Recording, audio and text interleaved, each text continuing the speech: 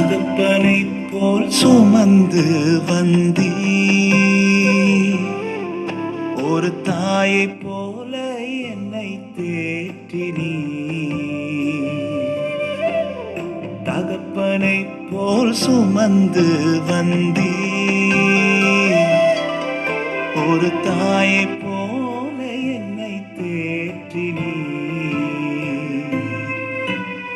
யாரும் இல்லா சூழ்நிலை ஒருபோதும் வராமலே கரம் பிடித்து